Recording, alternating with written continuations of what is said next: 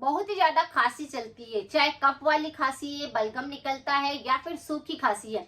किसी भी प्रकार की खांसी के अंदर आज का नुस्खा काम करेगा अगर आपको खांसी बहुत ज्यादा चलती है।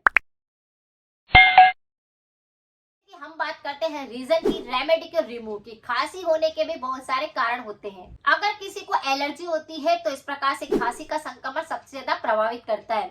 अगर बार बार सर्दी जुकाम होता है तो भी खांसी हो सकती है। अगर बदलता मौसम रहता है तो भी खांसी हो सकती है। बच्चे क्या करते हैं, चॉकलेट खा लेते हैं, कुछ स्वीट्स खा लेते हैं, जिसकी वजह से उनके खांसी का संक्रमण ज्यादा होता है।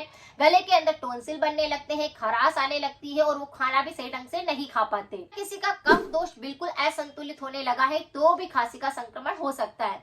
तो इस तरह से खांसी होने के बहुत सारे कारण होते हैं और खांसी किसी भी प्रकार की है तो आज का उपाय आप कर सकते हैं। खांसी होने पर मुंह पूरी तरह से सूखने लगता है, खराश जैसा लगने लगता है और ऐसा लगता है कि जैसे कि मुंह के अंदर कोई संक्रमण लग रहा है, कुछ चुभता जैसा लगता रहता है। तो आपको सिर्फ एक रेमेडी करनी है और उसी रेमेडी से आपका ये सारी समस्या सही हो जाएगी। आपको क्या करना है, एक ग्लास पानी लेना है, एक पान का पत्ता लेना है। पान का पत्ता वही जो बहुत सारे लोग खाना खाने के बाद मसाले वाला पान खाना पसंद करते हैं, कोई मीठा पान खाना पसंद करते हैं। उसी पान के पत्ते को आपको पानी के अंदर बॉईल करना है और उस पानी को बॉईल करने के बाद जब 1 कप पानी रह जाए तो इसको आपको चाय की तरह गरम गरम सीप सीप करके पीना है।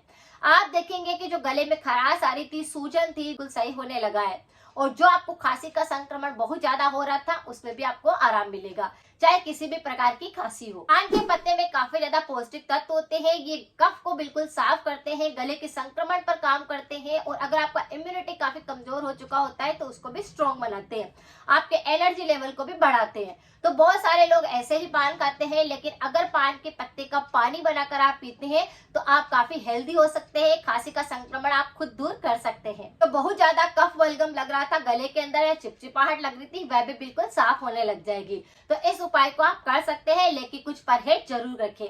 परहेज के तौर पर यही है कि अगर आपको खांसी का संक्रमण होता है तो तला हुआ आपको बिल्कुल नहीं खाना है। तला हुआ खाने से गले के संक्रमण और ज्यादा होते हैं, खांसी और बढ़ जाती है। छोटे छोटे से कुछ परहेज करने से गले के संक्रमण नहीं होते, खांसी का संक्रमण भी सही हो जाता है।